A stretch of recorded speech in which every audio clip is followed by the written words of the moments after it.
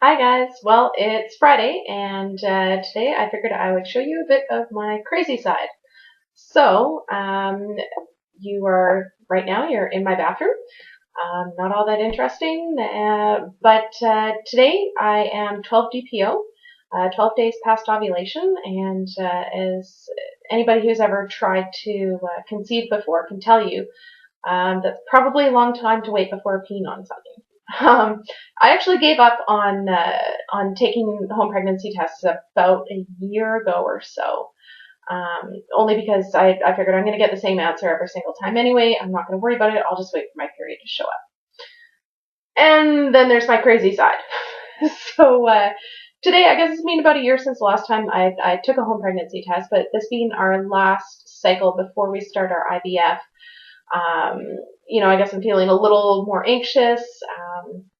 And being 12 DPO, normally my temperature would tank today because my luteal phase is about 12 days long. But I had a big temperature dip a couple days ago, and my temperature skyrocketed. And of course, it's getting my hopes up. So I had one OPK, one ovulation test left in my house, and I knew I wasn't going to be using it for my IVF cycle. So I figured, okay, well, I'll take that. It'll be out of the house, and I won't have to worry about it. And it came up positive. So over here, actually, yeah. Well, it doesn't look too positive in the picture, but just trust me, it is in real life. So that was today's ovulation test, and so a couple friends convinced me to go out and buy a test. Of course, it doesn't really take all that much convincing because I'm kind of psycho. So I went out and I bought a first response.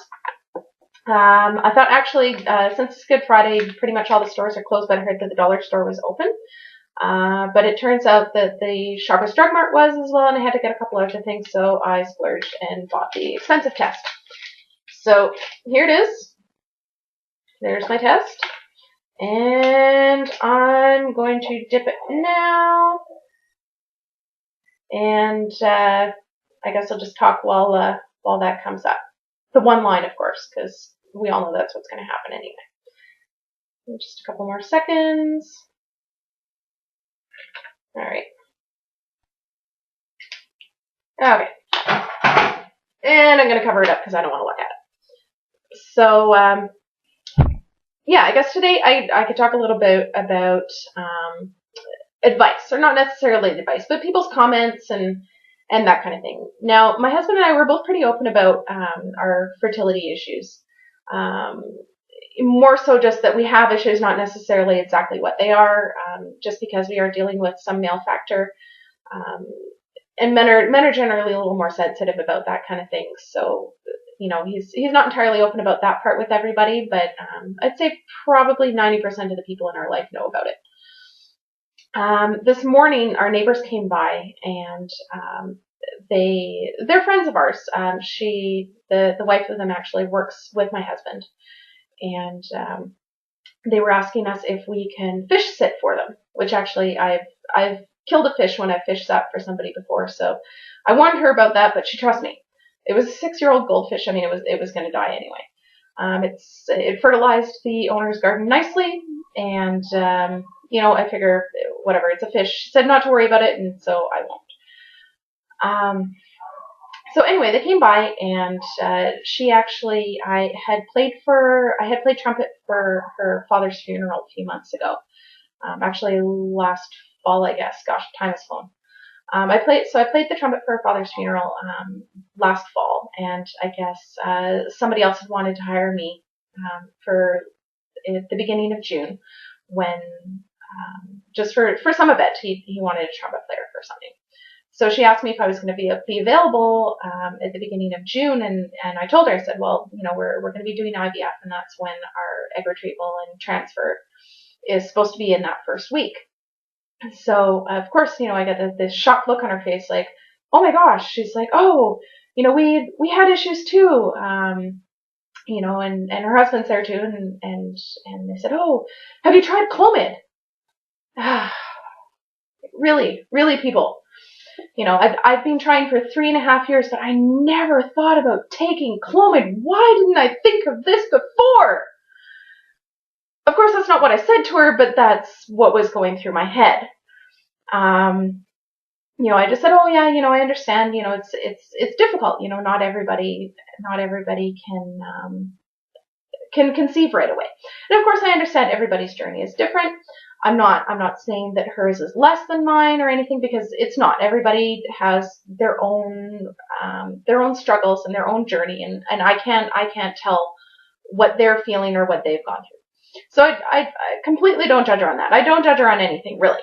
It's just, when I get comments like that, I want to just scream at them and say, like, of course, like, I just jumped straight to IVF. I thought, oh, you know, I woke up one day and said, oh, you know, I'm having trouble making a baby. You know, I'm just gonna do IVF. No big deal, right? Never thought of doing anything else other than IVF. But I digress. So it's comments like that. I've got comments from people. The one I hate the most is, oh, have you tried? You know, you just need to relax. Just stop trying, and then you'll get pregnant. Again, it's been 3.5 years. We have tried everything. We have tried relaxing. We've tried trying. We've tried IUI. We've tried medications. We've tried oral medications. We've tried injectable medications. We've tried going on vacations. We've tried standing on my head. Yes, I have actually tried that. We have done everything. You know, we've tried the pre-seed, the Instead cups. We've tried supplements. We've tried everything. If it can be done, it's been done.